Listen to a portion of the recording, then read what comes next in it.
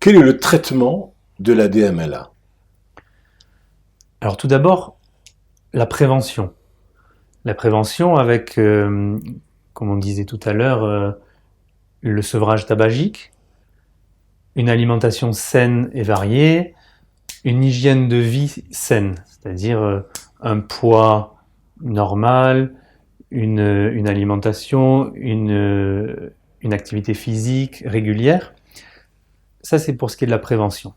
Au niveau des solutions thérapeutiques, malheureusement, dans la forme atrophique de la maladie, aujourd'hui en 2016, il n'existe pas de traitement curatif. Il existe des supplémentations alimentaires, des compléments alimentaires que l'on donne aux patients qui sont constitués par des antioxydants, de la vitamine C, de la vitamine E, des oligoéléments comme du zinc, du sélénium, de la lutéine, de la zéaxanthine. Mais tous ces compléments alimentaires ne sont pas une solution thérapeutique efficace. Cela réduirait potentiellement l'évolution de la maladie.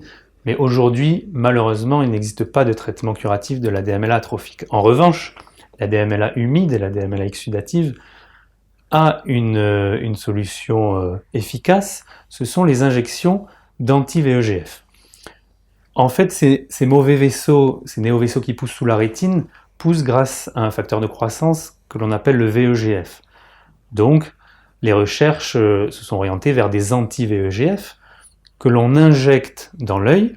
Qui vont donc stopper ou diminuer la production de ces néovaisseaux. Exactement, la production, la croissance, la maturité de ces néovaisseaux. Ce sont des injections que l'on injecte dans l'œil. Ça ne fait pas mal puisqu'on instille des colliers anesthésiants juste avant. Et ces injections devront être répétées mensuellement.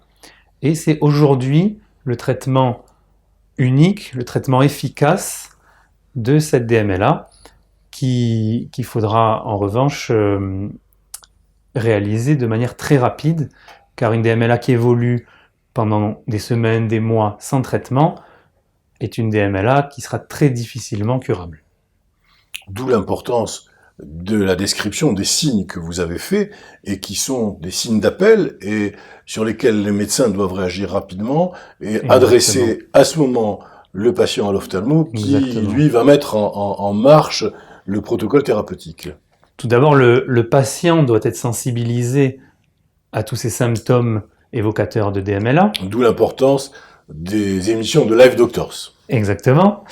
Et le patient devra réaliser une autosurveillance. Ce qui est très important pour les patients, c'est de faire cette autosurveillance œil par œil. Il devra tout d'abord se cacher un œil, puis l'autre, et regarder sur des grilles, par exemple des grilles de mots croisés, regarder s'il ne voit pas ces lignes ondulées, s'il ne voit pas une tache centrale, s'il ne voit pas une sensibilité des contrastes diminués.